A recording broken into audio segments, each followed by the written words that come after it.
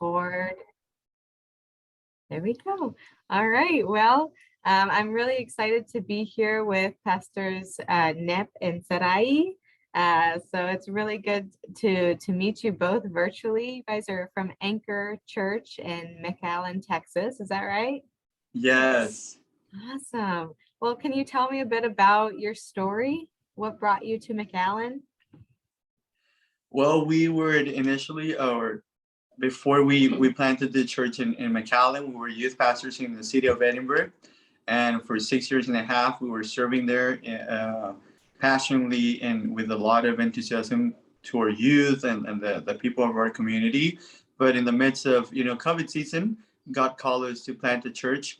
And it was McAllen. We were praying and seeking for guidance. He gave us this zip code in our hearts, 78501, which is a really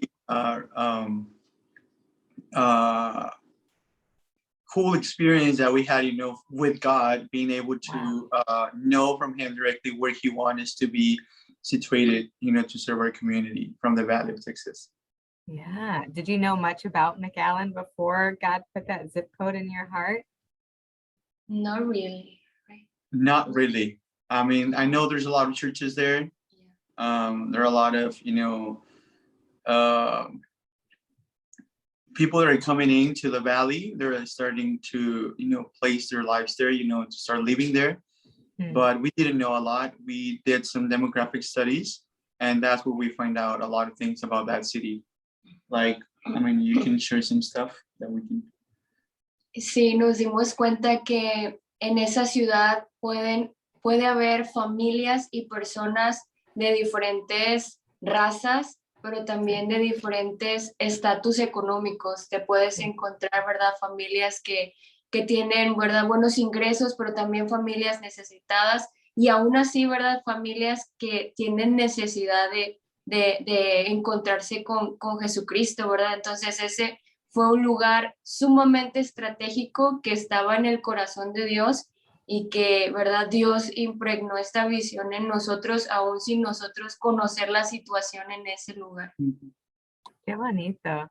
I love when God puts a specific place in your heart, and not only because of the challenges of that place, but also because of the beauty of that place, right? So much beautiful things happen in these places where there is so much need as well. So did you guys start your church during the pandemic? Yes. Wow. What was that like? That must have been a challenge. It definitely was. Although we had the confidence that it was God guiding us, to do something like that. We could have said no, or we had to wait, but God placed everything in order for us to do that. It was very scary because a lot of churches were shutting down. A lot of churches were not even having services yet. So we were like, okay, how is this going to work? But the good thing for us is that it was a small place, or it's a small building. So it will give an opportunity to all the families that wanted to gather and worship God and to encounter Jesus to be there, without any issues or any problems. So it was very challenging, but very rewarding, being able to go door by door, with our community and tell them about our church. And a lot of people, because of the pandemic, they were very hungered to hear more of God. So they were very open. And, that's how God, started using that place, or using our ministry to, serve those that were really desperate to hear more of God. That's beautiful. And how did you get connected to Urban Strategies? Wow. Estuvimos orando precisamente que tocas ese punto. Cuando Dios pone ese sentir de comenzar la obra, recuerdo que dijimos, pues tenemos que ir puerta por puerta. Y yo le comentaba, ok, vamos a ir puerta por puerta, pero yo no quiero ir con las manos vacías. Yo no quiero ir y decir, oh, aquí está un flyer para la iglesia y ahí te espero. Yo veíamos la necesidad, decíamos, hay niños, hay personas, también había necesidad en económica, ¿verdad? De alimento, también en esa época hubo cuando hizo mucho frío, ¿verdad? Ujú. Y no hubo alimentos, se escaseó la leche, el huevo. Mm, Todas esas situaciones nosotros orábamos mucho porque pues somos una iglesia que iba, ¿verdad? Apenas creciendo, entonces ¿de dónde iba a salir el recurso para poder ofrecer algo, ¿verdad? Llegar con algo a suplir la necesidad de esas personas que tenían hambre, que tenían, ¿verdad? El deseo de tener algo. Y recordamos que empezamos a orar, ¿verdad? Y en algún momento, nuestra hermana Melody, ¿verdad? Fue ese punto de contacto, ¿verdad? Que para cuando menos acordamos, cuando nosotros decidimos salir puerta por puerta, nosotros llegamos con algo en nuestras manos. Y wow. cuando ella se acercaba a nosotros, a lo mejor como algo muy casual, como algo que, vaya, pero nosotros sabíamos que era Dios, ¿verdad? Contestando esa oración de que no queríamos Sí, ir sin las manos vacías, Ujú. Con las sí, manos. con las manos vacías, perdón. Sí. sí. Wow. I love that, that just being present in the community can open up so many doors, not only to know people better, but to form those connections that can help bring in all the resources that God has planned for that community. So connecting with Melody, I'm sure was one of those connections that just, it was God's plan. That's Yes. that's really exciting. And you guys partner with a couple different of our programs. I know you guys are doing the VAT project, which brings vaccinations into the community. So what made you think that would be a good fit for your church? This is also something that God has answered through our prayers, and it's not only um not only that, but it's a confirmation of what God has called us to do in that community. Why? Because whenever we did the demographic studies, we found out that the more than the 20% of the population around us are very concerned about their health, Hmm. very concerned about difficult issues that like our society is going through, like mental health, all those things. So whenever we heard about that this program, it really encourages to believe that this program was going to help us to reach out to those communities and Hmm. to those people that are very concerned about their health and everything. So now we're able to present not only these opportunities for them to get the vaccine, but also for us to give them more information about their health. We've been Hmm. able to connect with different uh, uh, pharmacies and different places that can give some support to our community in this way as well. So it is a very helpful program for us as a church plant, to offer this type of things. And it's a great opportunity. I mean, we just had our first vaccination program last week, and we were able to connect with 5 people that do not attend to our church, and they Wow. were very interested to know more about God. So we see as a point of connection, with our community, where we can share our faith, but also we can tell them, hey, we care about your health too. This is what the church must be doing. Nowadays, it's not only or presenting the gospel also includes, letting the people know that we care about a holistic, a approach of their lives. Every single area, the church can cover it. We have that responsibility, and being able to connect with Urban Strategies in this program has helped us a lot. And I believe that the months that are ahead, are going to be months of a lot of fruit, a lot of souls that are going to come to Jesus through this program and partnering with Urban Strategies. Wow. And I love what you said, that you started with kind of research about the community, right? Listening to what the community really needed and wanted for themselves, whether it was access to mental health resources or more information about their health. Like, those are things that most churches wouldn't necessarily put in their list of things to do. So I think listening to the community that you're serving just allows you to know them in a deeper way, but also serve them in a way that is holistic, like you said. So what a great strategy that you guys took to first take the time to do that research.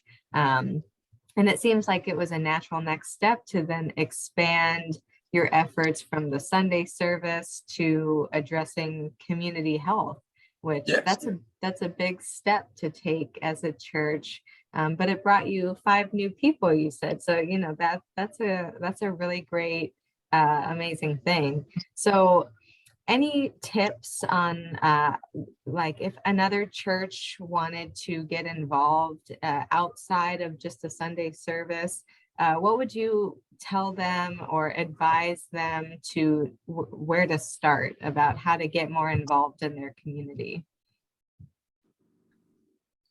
Well, I think the first way or the first thing that we must do is get to know our community. You know, the church is not called to be inside of the 4 walls, is to, you know, serve out there. You know, the Bible says, or Jesus said, this is how they will know you, that you're my disciples, you know, whenever you love one another, whenever you show them, you know, what I've done in your life. And this is basically what we've been calling our people to do. And that's what we can do, you know, if we want to get involved with their community. Let's get out of the 4 walls. Let's get to know their needs. Let's get to see what they're going through.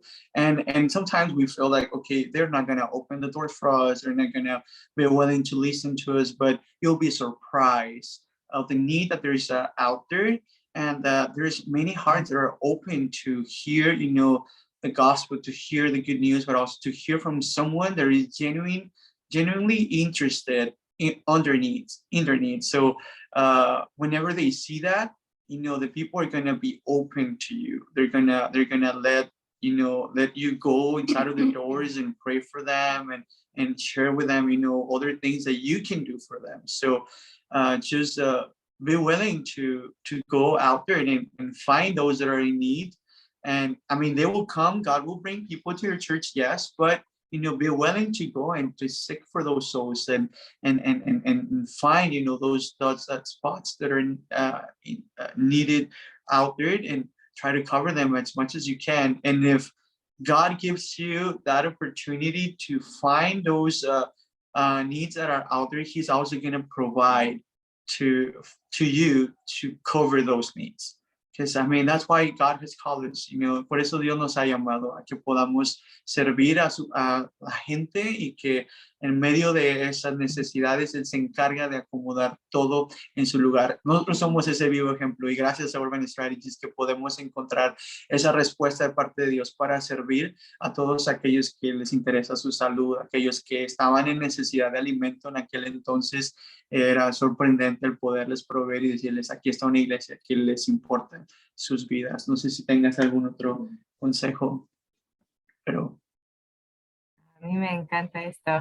Y equipando es uno de los valores fundamentales de Anchor Church también, ¿sí? Y pues, ¿qué importancia tiene equipando la comunidad? ¿Y qué significa equipar a la comunidad para ustedes? Bueno, equipando tiene que ver, voy a mencionar una de las áreas. El nombre de Ancla, ¿verdad? Nace de formar personas, ¿verdad? Alcanzar personas que puedan permanecer ancladas en Jesucristo. ¿Y cómo es que van a permanecer ancladas? Bueno, aquellos, ¿verdad? Que conozcan la palabra. Allá afuera hay un mundo, hay una sociedad, ¿verdad? Que necesita creer, que necesita vivir, conocer la palabra. Y cuando ellos, ¿verdad? Cuando el ser humano conoce la palabra, es equipado, ¿verdad? Es equipado para enfrentar cualquier tormenta, para enfrentar cualquier dificultad con lo individual, pero también como familia. Entonces, este es uno de los valores ¿verdad? Que Ancla tiene, de equipar a la sociedad, de que cuando vengan las dificultades puedan ser, ¿verdad? Creyentes firmes, creyentes que no se muevan, sino que estén equipados, anclados en la palabra de Dios. Esa es la primera el primer enfoque cuando hablamos de equipar la palabra, porque pues sin ella no tenemos nada, ¿verdad? Sin esa palabra no vamos a poder tener esa lámpara a nuestros pies, esa guía para nuestro camino, pero también cuando hablamos de equipar, hablamos de dar todos los recursos necesarios como esto que estamos haciendo ahora para que las personas puedan conocer qué es lo que son ellos en Cristo. ¿Verdad? La palabra es lo que les va a dar identidad. The word is what gives them identity in Christ, but also what we can offer as a church, as a volunteer work, como trabajo voluntario, with every resource that we can get, cada recurso que podamos tener y dárselos a ellos, les va a ayudar a poder enfrentar todas las tormentas que hay en la vida. Y nuestro deseo es a través de diferentes tipos de actividades o programas que hacemos en la iglesia, podamos servir a cada necesidad que está en nuestra comunidad. Como lo mencionamos, hay gente que está muy preocupada por problemas de salud. Okay, bueno, let's provide, some resources, some people experts that can help you to get through this, along with the word, junto con la palabra. Tener un programa en español, lo decimos algo muy integral, darles la palabra, pero también darles los recursos o guiarlos con las personas correctas para que puedan juntos hacer un equipo, una red de apoyo y todos equipados podamos vencer cualquier necesidad. I love that because as churches or organizations, sometimes we feel the pressure to be the best at everything. We have to be the experts at everything for our community. But you're saying instead of trying to become that expert, we have experts in our community already, and we can partner with them and reach out and work together to better serve our community. So I know that you address mind, body, spirit with your congregation, and you partner with people that help you do that. Like I see you partner with the Hidalgo Public Health Department, WIC, different nutritionists or social workers, fitness instructors, that's like pharmacies. That's incredible. So what made you take that jump to partner with all of those types of organizations? Well, seeing the need out there, ver la necesidad allá afuera. We knew that, okay, we need some help. And yes, the people out there need some spiritual, support, but along with the spiritual support, they need, fitness instructors. They need, some people that give them guidance on the programs that the government have. So sometimes they ignore those things, or they don't just have an idea what they can do, or what God is calling them to do. So bringing all those people and all those connections has helped us, and I believe is going to help us even more through this program to address every single need that is out there in the hearts of those that are lost without Jesus. And Pastora Sarai, you are a pastora, but you're also la directora de marketing, ¿sí? Y también eres en Caminando Juntos, ¿sí? Ese programa de Urban Strategies que ayuda a la salud mental y holística de pastores y pastoras en los Estados Unidos. Pues, ¿me puede decir un poquito de la experiencia de Caminando Juntos? Pues podría decirte mucho porque la verdad, cuando yo escuché acerca de ese programa, lo escuché por mi esposo, porque en realidad él era el que lo iba a tomar, pero por situaciones, ¿verdad? Diversas, él no podía, ¿verdad? Tomar esas clases en el horario establecido. Entonces me acuerdo que me dice, pues tómalo tú. Y yo, ¿pero de qué trata? Y la verdad, por más que me explicaba, yo no entiendo. Y Sister Melody me animó, nos animó a que lo tomáramos. Y yo, ¿qué? Y yo digo que, ¿verdad? Dios siempre trabaja para el bien de sus hijos, aún sin nosotros saber, ¿verdad? Qué es lo que vamos a hacer, ¿verdad? Estando ahí ya en el programa, puedo decirte que es un plan de Dios, que es algo, ¿verdad? Que Dios tiene para bendecir la vida de todos aquellos, ¿verdad? Que sirven, que trabajan en el ministerio. Y estar ahí ha sido una oportunidad que la valoré hasta que estuve ahí. hasta que yo tomé la decisión. Yo doy gracias porque me insistieron, y porque gracias a esa insistencia yo tomé la decisión sin saber de lo que trataba, pero estando ahí me di cuenta de lo mucho que lo necesitaba y entendí porque envolverte en el ministerio es algo absorbente, es algo que te hace olvidarte de ti mismo. Y cuando yo, ¿verdad? Con la primera clase que estuve, recuerdo que yo salí con otra mentalidad, yo salí, ¿verdad? Consciente de cosas que estaba haciendo mal y que no había enfocado en mi vida. Y salí compartiéndole a mi esposo y diciéndole, ¿sabes qué? Hay cosas que tenemos que cambiar por el bien, ¿verdad? De nuestro hogar, de nuestra vida. Ese curso. Y yo le dije, tú también necesitas ese curso, tú deberías estar ahí también.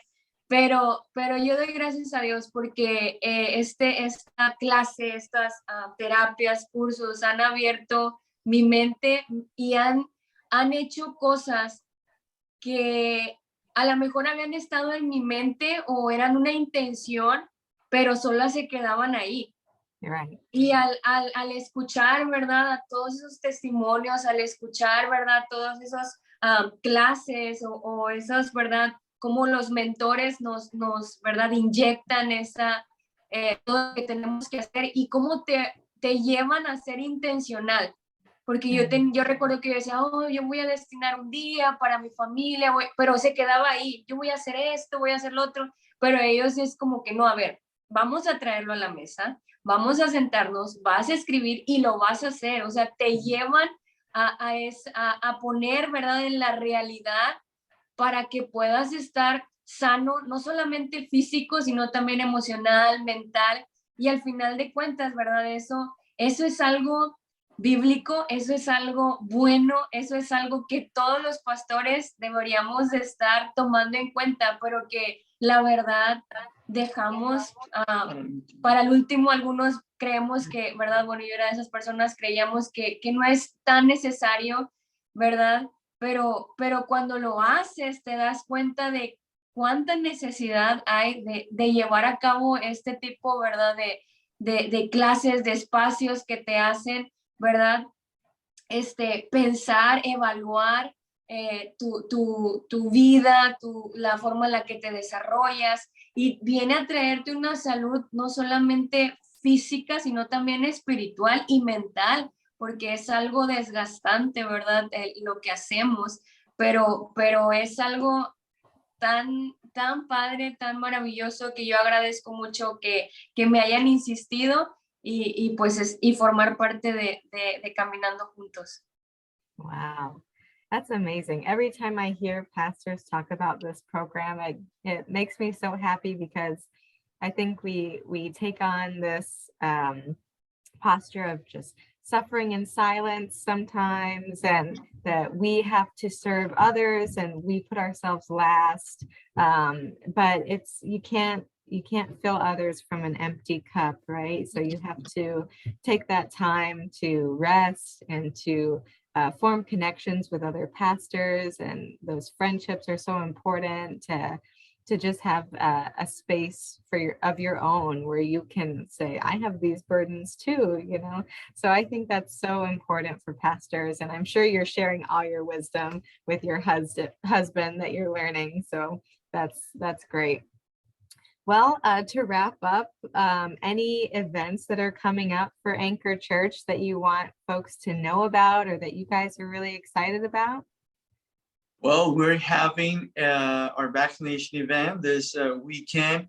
We are going to be able to give this opportunity to the people from our community to get their vaccines on Sunday, the 29th. And this is like our last event for this month. But we're very excited because we're going to start promoting this event for the community, where it's a health congress, where we're going to address different topics and issues that our community is going through or is having right now, you know, for parents with autistic children, you know, families with pursuing, have a baby. They're looking for a baby, so they can have some information on how to, get to this. The importance of preparing your body, preparing your soul, preparing your spirit for that, and bringing a lot of experts to our community that can, pour out something to every single need that we have found. We're looking forward for that event, and also we're planning a 5K event, for the end of this year before we finish our BAT program. So all of those things are very exciting events that we are pursuing, and we're looking forward to see what the Lord has for us and for our church through that. Wow, that's great. Well, Urban Strategies is rooting for you. We are so excited about what your church is doing in the community, and it's just such a perfect model of what we hope and just know folks can accomplish when they form authentic relationships and have intentional compassion and lead with a servant heart. So we're just really excited about your community and your church, Anchor Church. And for both of you, thank you for taking the time to share a bit about what you both are doing. We're very excited for you, and we'll be praying for you as you move forward. So thank you, and I hope you both have a great day. Thank you. Muchas Likewise. gracias. Gracias. All right, so I'll stop the recording right here.